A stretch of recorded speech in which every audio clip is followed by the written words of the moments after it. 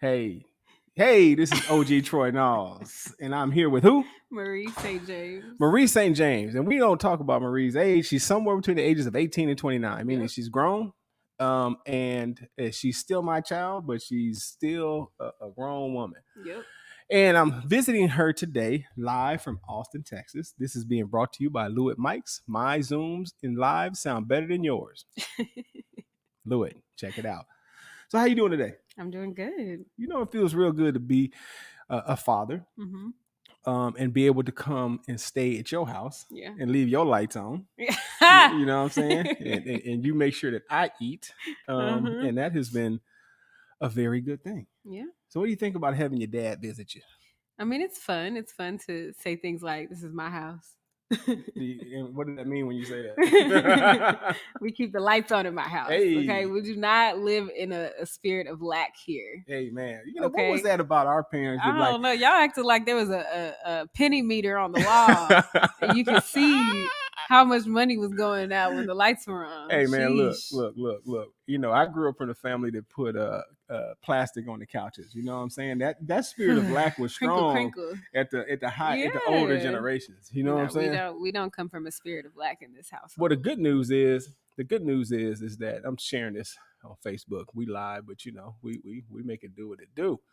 The good news is that we were able to change the generation by, you know, putting ourselves in position to not be in poverty anymore. Because, you know, a lot of times black people want to glorify the struggle. You know what I'm saying? Remember when you told me you was up in college and people was trying to say, you know, you ain't struggle because you was going to the real nice school. Yeah. And then you was like, well, they killed the ice cream man. They killed the ice cream man at the projects we lived at. Yeah. How old were you? 3? Yeah. Well, one I want to talk about is family business, you know, and they say train a child up in the way they should go.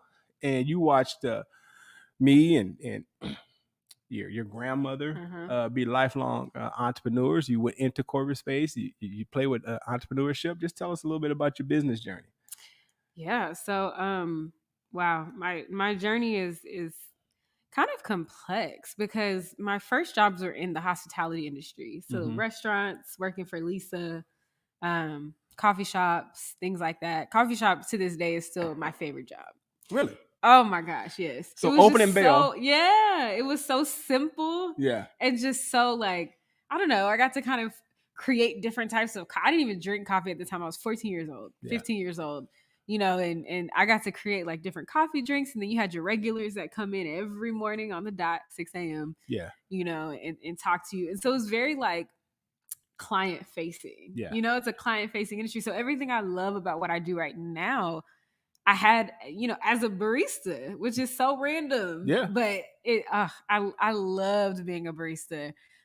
So going from that and doing other, you know, catering and restaurants and like all these other hospitality jobs, it really taught me a lot about life. It taught me how people move, you know, watching people get treated differently in restaurants and in these hospitality spaces. One, it started to make me realize that I wanted to be in the service industry, but I didn't want to be the service part of the service industry. Okay, explain what that means. So it helped me realize that I wanted to be the person that got the private room that was popping bottles, you know, in the back of the restaurant versus the person bringing him those said bottles. Gotcha. Either that or I wanted to be the person selling him those bottles. Gotcha. Not the person bringing them to him. And so it helped me realize that I want to be either of the or, but not the middle. And I spent a lot of time in the middle. So I did definitely earn my stripes and understand what it takes to build kind of that successful, like service-based, relationship-based business. But yeah, it helped me early on realize like, yo, I'm either the person in the back. Yeah. Or I'm the person that's like, oh, okay, so-and-so bought another $2,000 bottle, bet. You know what I mean? That goes to my account. When I think about your life, because you're between the ages of 18 and 29, right? But you have been working a long time. Yeah. Like you have the resume of a 30-something-year-old person. I want to talk about late 30s. I want to talk about the impact of just the decision we made to move to Southside of Lamar. And just the relationships you were able to establish, the safe places you were able to work, whether it would be for Opening Bell, whether it was Abby Farron, and just the connections you made in a building like that. Man, I genuinely think I'm only where I'm at because of that building and that community that was in the building at the time. Shout out to Abby Farron. She was one of my first internships. Shout out to Hamilton Sneed. Oh man, HAS Events. He gave me one of my first internships. Definitely believed in me a long time ago. And he was also, being able to work alongside him, even if I was just there taking notes. I met a lot of great people. Pam at Chocolate Secrets. Shout out to Pam, who owns Chocolate Secrets. Marion, the mayor, absolutely blooming. Yeah, the mayor of Dallas. I met these wonderful, amazing people. Didn't you meet Jackson at Southside? Yeah, met Jackson at Southside. Kind of like solidified our relationship at Sissy's because he was just a mover and he was a shaker. So you didn't mention Lisa from Southside. And Lisa, I said working for Lisa earlier. Yeah, shout out to Lisa Garza, Sissy Southern Kitchen and Bar. May it rest in peace. Yeah. And also Lisa Garza Taste Studio that was in the shops part of Southside and Lamar for the longest time. Shout out to Pascal at Opening Bell, gave me one of my first jobs. All of these people I met at Southside, they all believed in me, and I'm sure I'm forgetting a whole bunch of other people. That will come to me. Well, before I go too far, Brooklyn, from our Austin friend, says she loves us. We love you too. And Pepper, you don't know Pepper, but Pepper knows you. Pepper knows me. Pepper is my music friend. That's She's a radio music years ago, KZI in Austin, Texas. But hey, on this, for business, like internships to get them from where you live. Like I think a lot of parents make the mistake of moving to a bedroom community once they start making a nickel over bill money. And what I mean bedroom community is like in Austin, that would be Pflugerville. That would be the suburbs.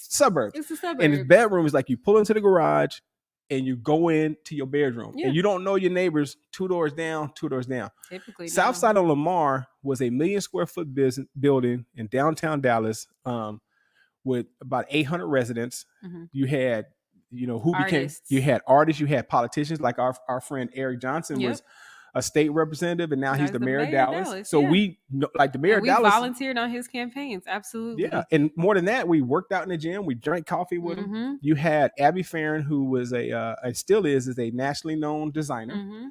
You had Dallas Cowboys and Mavericks, and you had all the tastemakers from Dallas, or a lot of them would come through Southside. And Jasmine moved there when she was 13? 14, I think. 13 or 14, and lived there till she left for college and then came back. And it was very important because we were able to get these internships, modeling at a national agency, working in a eclectic coffee shop. Yeah. And then learning how to run a business from the ground. Yeah. That was the biggest thing. Like all of these amazing business owners, Lisa Garza, Pascal, Marian Marshall, Julian Adu, shout out to Adua Beauty.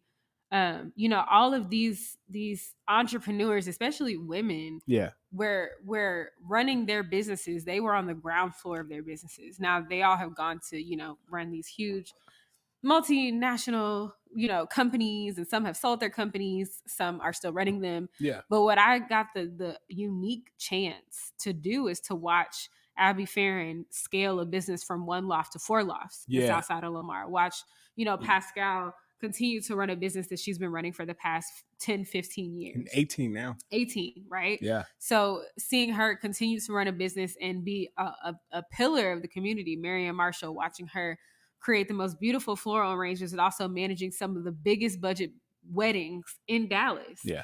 Hamilton Sneed managing some of the biggest, if not the biggest, events and productions in philanthropic and otherwise in Dallas and beyond. Yeah. And so being able to sit next to these people is invaluable. And it's definitely something that anyone would have paid for. And I kind of got to be a fly on the wall. It's funny because I know you went to college for entrepreneurship, but it was like you weren't learning that. I was correcting the instructor. I was like, yo, actually, this is how they do it. But also, shout out to Belmont because I'm doing a lot of shout outs.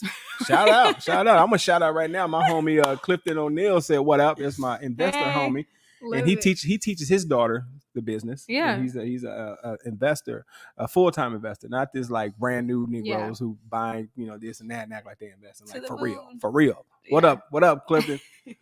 But I was there doing the kind of like the capsule program that they had within the entrepreneurship major. Yeah, and we were being taught by business owners. Yes. And I thought that was so dope that my business law professor owned a company. Right. And this is what he did. He did law for businesses, or, this is something he dealt with. If you were in accounting, whatever it was, their case studies were their companies or their friends' companies, or someone who was going to come in and talk to us about. Then they had those student ran businesses on campus, and not like in the corner, in real in prime real estate. Yeah. In downtown Nashville, across from Music Row. Yeah. So this is real estate they could have sold, 100 times over. Yeah. To businesses, but they kept that for us to kind of live out our business plans a semester at a time. So that was really dope. But honestly, it was nothing new. Yeah. I wasn't seeing anything. I was learning, but it wasn't. There were no aha moments, because I had seen with my own eyes multiple businesses. And then before you even get to the outside internships, I'm living with an entrepreneur. Hey. My whole father. I've been a part of your company. Look, as far back as I could. If I could lick the envelopes for the direct mailers and put them into a pile over here, I was doing it. That was invoice day. Was it invoice day? I didn't know what it was. Look, I didn't know what it was. I didn't care. I was getting paid to sit there and lick on some envelopes. Yeah, so we had hundreds of customers. This is back before email. Yeah. Or back before online bill pay, and we were mailing. We would take and print out a piece of paper, put it in the envelope. I thought it was direct marketing. Yeah, that's direct marketing. I send you an invoice and you pay my check. You send me my money. You know what I'm saying? And we go to the mailbox, and then, but before that, you know what? You used to check that mailbox religiously. Hey, so that makes a lot of sense. Mailbox money. Look. You want a business that keeps on giving. I feel you. I was like, I don't know why Dad goes to the mailbox every day. Every day. Coming back with mail. Shoot. I enjoyed a trip to the mailbox, but even before that, I remember taking you to my morning networking meetings. You're like 2 or 3 years old at Marie Callender's in Austin. I remember, and no one, questioned you, and you learned how. And I think a lot of times people try to keep a child in a child's place. Was like my child being with me was like completely normal. Whether it was you, it was Lishay or James. I'm taking James into. I remember one time I took James to a hip hop show. And all of a sudden, some twerking broke out. Right? Why you say break out like it was a pandemic? it just broke out. Well, and it was funny because some of the other dancer girls who were there with a hip hop, they took him and took him in another room so he wouldn't be all up in it, all up in the video. You know what I'm saying? You got video evidence. Mom is gonna see that video. Yeah. Yeah, so you've been addicted to business. And one thing I like about you, between the age of 18 and 29, which I don't see a lot of, is you have a tremendous work ethic working for catering companies, event companies. And what's that catering company you used to work for, the high-end one? Wolfgang. Wolfgang Puck. I forgot you had that on your resume. I did not like that one. But you learn when you're in the catering industry and hospitality in general, whether you work in a restaurant, behind a bar, I guess fast food, whatever it is, you gonna work, and it's gonna teach you gonna work. Being on your feet 12, 13 hours at a time, it ain't it. But I appreciate that time in my life. I appreciate that lesson because what it taught me when I opened my business and I started doing events is that we don't leave until it's right, until it's done. Right. Like, it's not just when it's done, it's when it's right. Yeah. Because such a big part of hospitality is presentation. Gotcha. And how it looks. You can't just do something and say, well, we did it. No, we don't leave until it's done and it's right. Hey, you know what?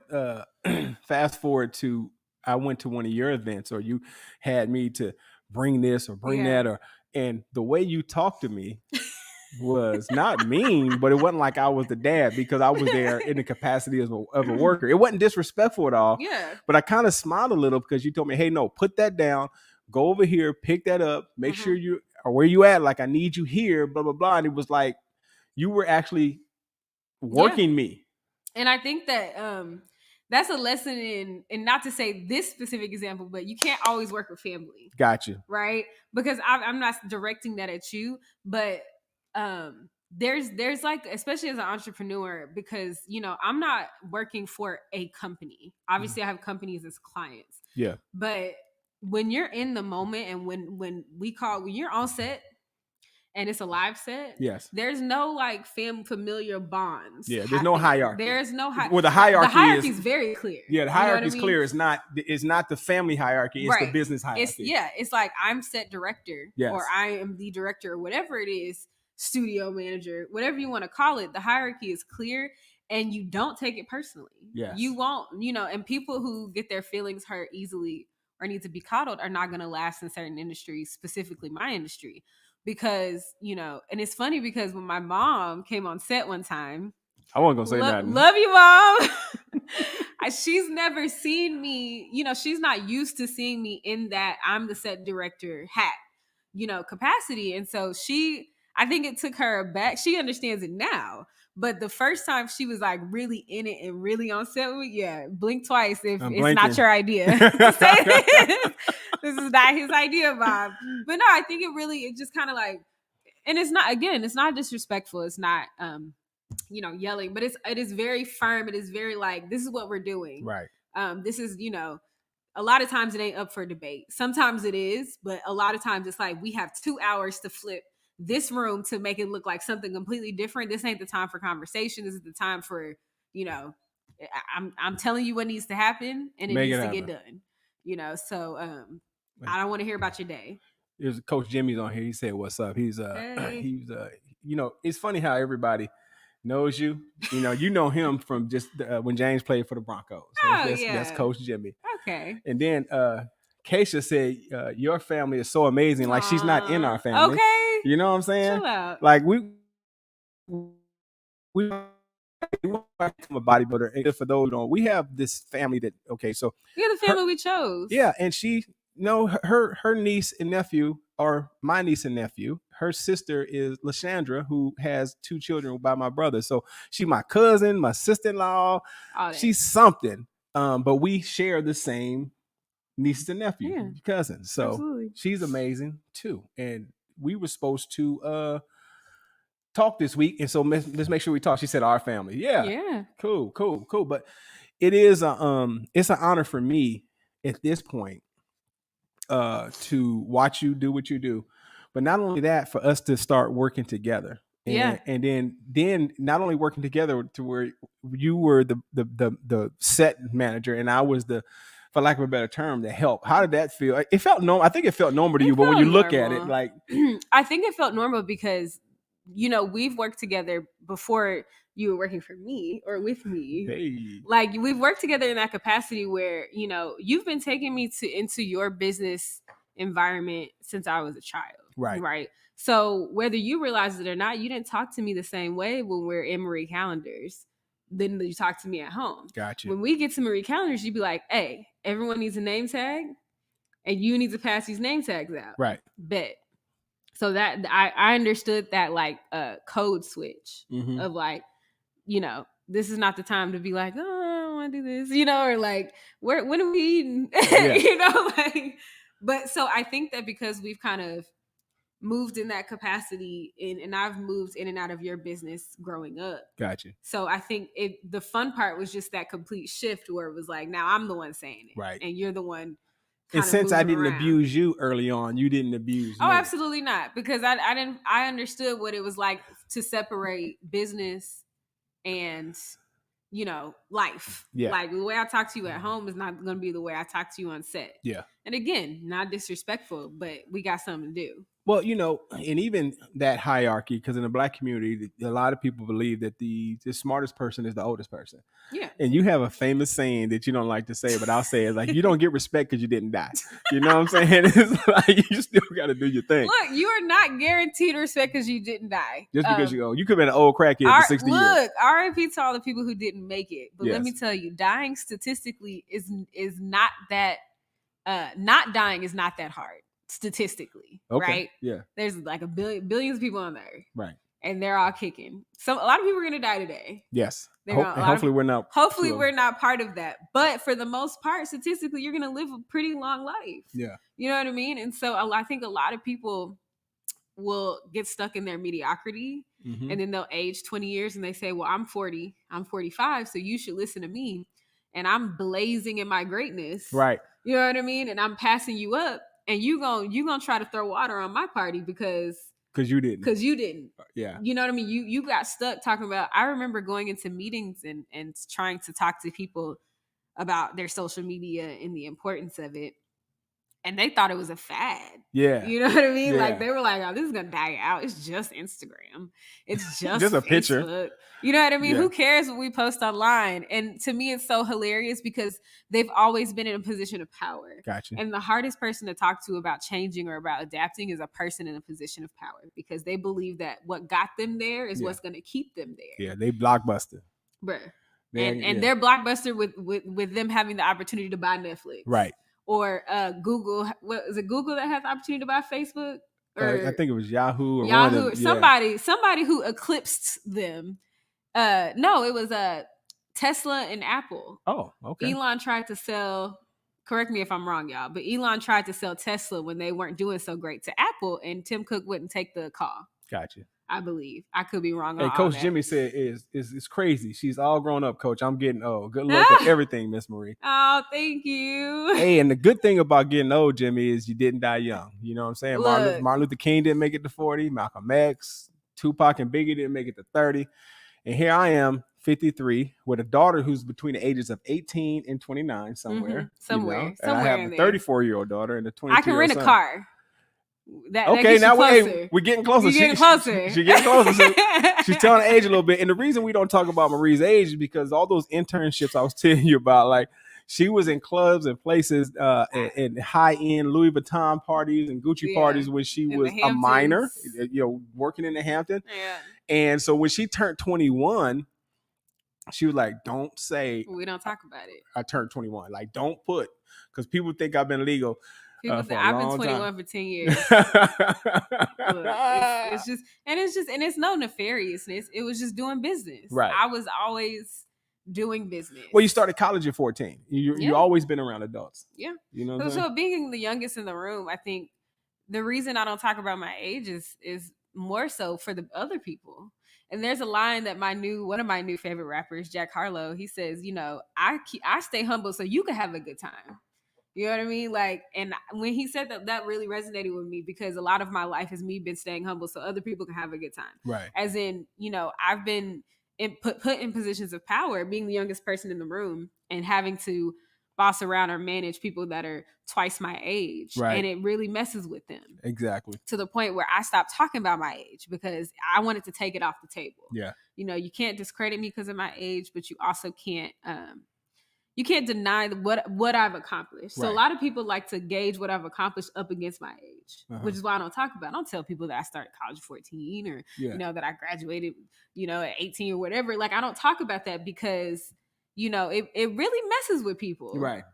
And once you take all that off the table, they won't say, oh, you've done good for your age. I hate that. Yeah, I do. And here's why. Because there are a lot of people who didn't figure out what they wanted to do until they were well on the other side of 35. Gotcha. Right?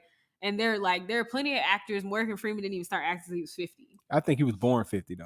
Again, because to us, he didn't exist before that time period. We didn't know him. Right. And so this whole idea that, like, you got to accomplish X amount before 30 or before 40 or 50 in order to be successful, I think is bogus. Yeah. I think you go through ebb and flow of your life, but maybe I'm just like, for instance, I'm very jealous of my brother. Really? Very jealous of Troy James. He better not see this because I'll deny it. I never said it. This is a deep fake. Go ahead. But I'm jealous of James because James has known exactly what he's wanted to do since he was 2 years old. Right. And it's never varied. And it has never changed. It's never varied. And that is so rare. It is. Really think about it. And I tell him that, and I don't know if he understands that. I don't think, because he lives it. He breathes it. Yeah. There was never another option. Never. And so I've spent so much time trying to figure out. And even still, I have a note on my computer that's probably 8 pages long of me trying to figure out what I want to do next. Or what I'm doing or what I want to do.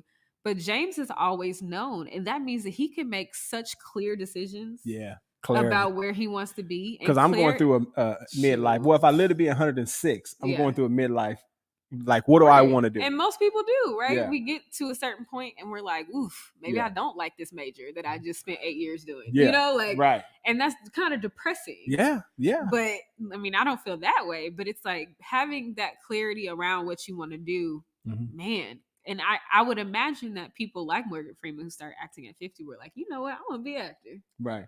I'm just going to go do it. And think of the people around him who probably said, bro, you're 50. Come on, dog. You're 50. You're doing too much. You're doing too much. Like, it's not, life's and over. Now look at him. He's the voice your of life God. Is right. Like, life is over. Yeah. You know what I mean? We act like, especially as women, it feels like it's been imprinted that my life kind of ends in a way at 30. Yeah. Have you like kind of seen anything around that? I've seen that, but I'm also seeing something different, right? What? I'm seeing that women who hit about 40, 45, and most women from my generation had babies in their 20s. Yeah. And now they're the women who are, they have disposable income because their kids are grown. They're rich gone. Auntie vibes. Yeah, rich auntie vibes. And now they're taking, like, I watch women, like a group of my friends from high school are in Miami right now, and I've seen at least 14 outfit changes. Right? I said, "Are you guys traveling with a photographer?" You know, and then I watched them go to the Maldives. I watched them go to Greece. Yeah. Now, men my age, a lot of them paid child support for a long time. Maybe got their passport. I don't know, but we go to Atlanta. We go to Vegas. We might go to Denver, Miami. But we ain't leaving the country in groups. Yeah. Right? And so I'm seeing Black women who are realizing that life is not over at 45 30, 40, and or even 50. You look at your own mom. I'm so proud of your mother. Gosh. Your mother, you know, in my mind, she's had it all. She just didn't have it all at the same time. So I think by looking at your mom, you can have it all, just not at the same time. So she homeschooled for 7 years. She was at home for 17 years. She ran a nonprofit for 10 years. And now for the last 6 years, she's been a realtor, and she's one of the top realtors. She's getting recruited by other agencies and stuff. And you would think that she would be on the downslide. And I look at her and I'm like, yo, your knees look just as good as they did when you were in your 20s. And, you know, you could tell a woman's age by her knees. They don't do a lot of surgery on that. Look, and she got young looking knees. And I know you love how people love how your mama look. Yeah, my mama look good. and I use that as a benchmark, right? Because I feel like we tell ourselves that there's a certain, like, there's this invisible rule that there's a certain time where we can't make any more changes in life. Right. Like, where you're at is where you're at. And I think for women, I say 30 because that's around the time we decide maybe we want to get married or have a baby. And, you know, babies kind of alter your life in a very dramatic way.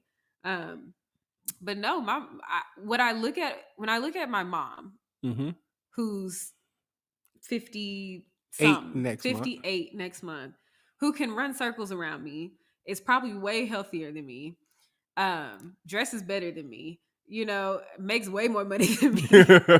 When I look at her, I'm saying, it shows me that life doesn't like just end at 30 and 40. You just have to ride it out. You know what I mean? Like, she's exploring new things, traveling with her friends. She's an empty nester and don't look a day over 35. Right. And so it's a good reminder that there's that pressure to figure everything out before the end of, you know, your 20s or the end of your 30s. It's really just it's in your head. Well, you know what? I have, you know, people who were close to me thought I would crumble when I hit 30. Like, they thought I was, you know, because you were a child into the youth, right? Yeah. And then it was like, oh, you're gonna 40, you're gonna feel old. Oh, 50, you're gonna. And I embrace 50. As a matter of fact, I told everyone from now on, when I hit 50, I will be called OG. Yeah. Right. And I'm gonna tell you why, because this might be hard for you to understand, but I never seen a 50-year-old man when I was 25 who was functional. He was either a wino, and I don't blame them. They were either victims of Vietnam, war on drugs, mass incarceration. And the ones who were giving advice were lifelong winos or lifelong losers, and they were the ones giving the advice. Yeah. And so when I found myself at 50, have done a lot in my life, I decided that I was going to give good game to people who were peers of mine, like one of my best friends, Cliff McBean. I told him not to sell that house. Yeah. He was about to sell that house and move into a big house like I did. Yeah. I was like, no, pay that house off, get that house to your daughters. And he took that advice, right? And what I feel like is that older men like my age or higher, we try to repress the youth. Yeah. That's why I look at cats like Jesse Jackson and Al Sharpton. I'm like, y'all need to get out the way. Y'all didn't develop nobody. Yeah. And look, they started in their 20s. There should be someone after you. They should develop somebody my age. A group of people, really, with the reach that they have. Yeah. It should be. And that's why I'm a really big fan of shameless plug, the Marcus Graham Project. Marcus Graham Project. Lincoln and Yarrell have done an absolutely amazing job at taking their spot in marketing and advertising for as people of color, as Black men, and saying, you know what, there's not enough of us. Let's and tag so Lincoln. Go ahead. So what they did was they have pretty, and I don't know the exact number, but it has to be in hundreds or even thousands of kids that they've impacted, whether directly through the program or, you know, just with the information that they've given. They've built a legacy that's going to far outlive them. Yeah. And so explain what the Marcus Graham Project is and who Marcus Graham was. Okay, so Marcus Graham is actually a character from the movie Boomerang. Yep. If you're familiar with the movie, I was like a year ago and 3 years old when I actually kind of put it all together, which is actually hilarious because I've been around them for so long. Yeah. And so in the annual gala they have is called Lavender Hill, which is the name of the house of who is it? Who is the actress? Eartha Kitt. Eartha Kitt. Marcus. Yes, and she was like her estate was called Lavender Hill. They were like, oh, you got invited to Lavender Hill. Yeah. But yeah, it's basically a program that. And he was basically what Eddie Murphy was the first ad exec that he was a Black ad exec that in an all Black kid scene. Like, and so Lincoln, that's who he's seen. Just like when School Days came out with Spike Lee, that was the first Black college experience because I grew up in California. We didn't have any HBCUs. Yeah. And so those movies actually created shows, culture. A Different World. Yeah, the Cosby Show. But Lincoln created something where he went into became an ad agent, a marketer. What I've been seeing lately that they're saying is like less talk and more action. Yes. Like let's just be about it. And even if they never said another word, they've done way more than you could even put more words to and impact. I'm sure they know the scope because they're also data driven. Yes. But I don't think they'll even really ever know the scope. You know, Moses never sees the promised land. Hey, right? Biblical reference, for my Christians. But yeah, it's the impact that they've made, the waves that they've created will far, far, far outlive their grandchildren as far as bringing diversity into marketing and advertising. And that's where, back to the Jesse Jackson reference, they started off in their 20s and they've stayed in position for 50 something years. Yeah. And I made sure that one thing I've learned about leadership is leadership and success leaves clues. Mm-hmm. And so when you look at the most successful football coaches, they come from trees. Like, so you look at Bill Parcells' football trees and it has Bill Belichick. And then Bill Belichick, who's won, I think, 6 Super Bowls, he has, coaches that are other head coaches. He's created leaders. So if you look at a leader in the Black community, it's normally a comedian or a pastor, and you're not seeing who they develop or artists. Yeah, they stay in position until they're out of position. They just can't anymore. And so with that being said, I've been doing videos for Luster S Curl Black Oil Company in Chicago for the last 4 or 5 years. And something you said kind of, let me know, okay, well, let me check and see. Because I tell people I got an old man now. I'm 53. I was born in 68. Mm-hmm. And I'm doing old school barbershop videos because I went to the barbershop every Saturday. That's what I did and spent 3 hours. Yeah. And you were talking to me, it's like, Dad, that's kind of dated. And the model you use in SIP, he damn near 50. Yeah. And so I introduced you to the corporate office of Luster Curl and S Curl. Mm-hmm. And they fell in love with your concepts because you brought it down to the age group that's got the most coins. Tell us about that deal and what you did. And I was super proud because I could have, as the father, kept that deal. That was my deal. Yeah. You know what I'm saying? But I said, listen, someone who could do it better is someone who I know. I mean, I've trained her, but I watched her do doper stuff than me.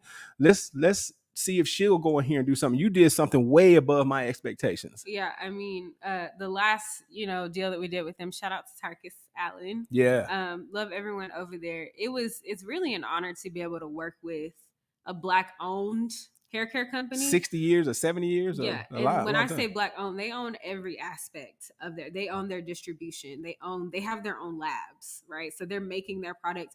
They own every aspect of their business, and they've maintained that ownership since they opened the doors, which is a feat that is it's not even about being a Black business. Luster is the last name. Yeah. Most people think Luster is like Luster. It's a legacy. Yes. You know what I mean? And so that's and the president is the owner's grandson. Right. Like that. So it's still in the family. Yes. So it's not even just retaining ownership, but the owners are is the Luster family. And so that's just such a dope accomplishment. Even not even being a Black company, that's almost impossible for any company to stay in business that long and retain ownership and ownership over their distribution and creation. But this deal, I think that, S-Curl and products like Pink, they were big parts of our lives, in my life growing up. I used Pink lotion, the classic OG Pink lotion. We used S-Curl products on James growing up. But I wanted to showcase their products to us now, because now we're between the ages of 18 and 29. Yeah. And, we're creating relationships with DTC, brands, direct to consumer brands, Carol's Daughter, I'm trying to think of some Shea Moisture. Yeah. You know what I mean? So the visuals we're kind of redeveloping what luxury means in the Black personal care space. Right. And so the project that I developed with them actually turned out amazing. It was featured Abion, amazing model out of Austin. We shot it on location, Laguna Gloria in Austin, Texas, which is a beautiful estate, lakeside in Austin, Texas, because I wanted to showcase luxury that didn't include logos. Or a barbershop. Because I'm always, we go to the barbershop. Because to us, hair care doesn't really revolve around the time we spend in these shops anymore. One, you have a lot more people going natural, including men, right? And so spending more time in the barbershop was never the goal. It was really more of a necessity back then, because what else could you do? And so for us, luxury is more like, how does this hairstyle make me feel? How quickly can I use these products so I can get to where I'm going? And so I wanted to showcase, a product that is literally a barbershop in sight, right? A luxury estate, without logos or without things that are conventionally attached, what Black people conventionally attach to luxury. It was more about ease. Yeah. And existing, in spaces that are luxury spaces, without feeling like, we got to make it an all-white party, or, it has to be Gucci themed or something. It's just us Black people existing. And looking good while we're doing it. And so it turned out to be an amazing campaign. I cannot wait to see what we have coming up next. But yeah, I mean, thanks for the alley-oop. What is it called? The alley-oop. Yeah. That's what it's called. It's called the alley-oop. I don't get any of the sports references. But you got that one. You knocked it out the park. That's another sports reference. That's baseball. A lot of people don't realize the sports references they use. I can tell you 3. I know you get. You're batting 1,000. Yep. What does that mean? It means you got it. You got it. You win it. You're doing it. You know what I'm saying? You're knocking it out of the park. You know what I'm saying? You're on base. You got it. On base. That's baseball. Look, see, it's 6:30. Oh, okay. Well, look, I know I asked for a little bit of time. I'm going to try to wrap this up. I really like that campaign. I'm looking forward to the next deal we're doing in New York. I get to travel as part of your crew for one of your clients. But I liked it because the model didn't look like one of the guys in the barbershop. He looked like he was fly. He was ready to go. He looked like the rapper. Everyone thought he was Big Sean. Big Sean. He looked not Big Sean. So many women in my DMs. Y'all look. Yeah. His account is open. It is public. You shoot your shot in his DMs. Yeah. But he's also not Big Sean. But he is a dope dude. He looked like Big Sean. I know. He's cool though. And some people would feel a kind of way. And you told me this a couple years ago. And this is the last one we make, I promise, because she has. It's salsa night with my man. My hips don't move like that, but my shoulders do. I hit them with the shoulders. I'm gonna keep my shoulders moving. No, so I can't do this and talk at the same time. What was I saying? I don't know. A lot of people would feel a way about you didn't use me as your film crew. You had your own young film crew. I told you I got an old Negro eye. I'm a documentarian. I'm gonna shoot what I see. I'm not into fantasy, right? Yeah. But I remember you years ago starting to hire your crew because you was like, I know I can get you, but I got to prove to you that I can get my own whoop-de-whoop. Yeah. Tell me about that, then I'll let you go. I think one of the most important things, if you're approaching someone that you want to hold some sort of mentorship in your life, is proving you can do it without them. Right. And that doesn't mean like, oh, I'm gonna do this regardless of if you're here or not. It's really more of you got to show people that you're hungry for it and you're not waiting for them to put you on. Gotcha. And so you're already working with these multi-million-dollar clients. You are already working with athletes, Deion Sanders, Ricky Smiley, Eric Roberson, these celebrities. You're going on tour. You're bumping knuckles with Dave Chappelle. Like this was already your reality. And so what I didn't want is for you to feel like, let me just walk into your greatness. Gotcha. Let me just walk into the path that you've already carved for yourself. I wanted, and then also it was for me to say, can I really do this? Gotcha. Or am I going to wake up in 10 years and be like, I only did it because my dad did it? Gotcha. You know what I mean? And so I proved that to myself and to you. And that's the role I've kind of taken with every mentor in my life. Every mentor in my life can say that, you know, I never came to them empty handed. I definitely said, you know what, I tried it.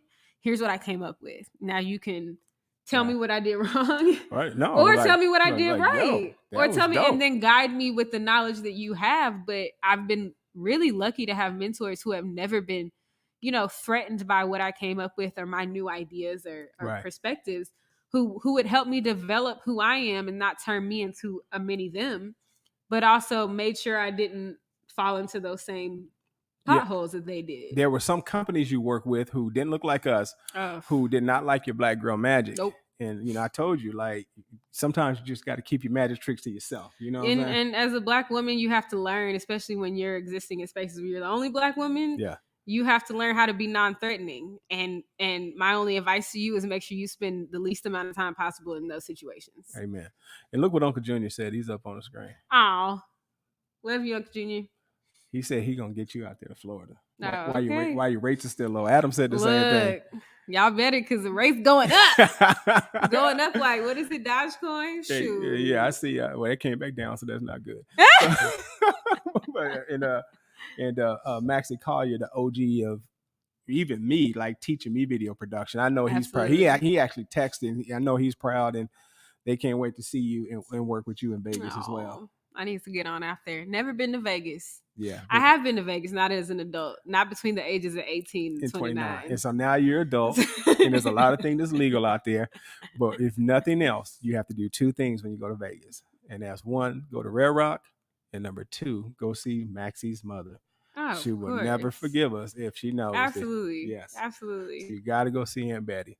All right. Well, I know it's salsa night. I just wanted to come on here because I'm visiting here. I'm in my daughter's place, and just wanted to share something that, you know, you can work with your children. You can put them in position, but it's also good to allow them to figure out their own path. Like we realized early on, James did not like video because we put him on video sets. He was like, man, I'm sticking to these drums. Yeah. Like, y'all can keep this video stuff. He's like, tell me when to show up. Yeah. So it's funny that people think, well, why don't your son do videos? Because he went on some video sets and was like, man, wait a minute.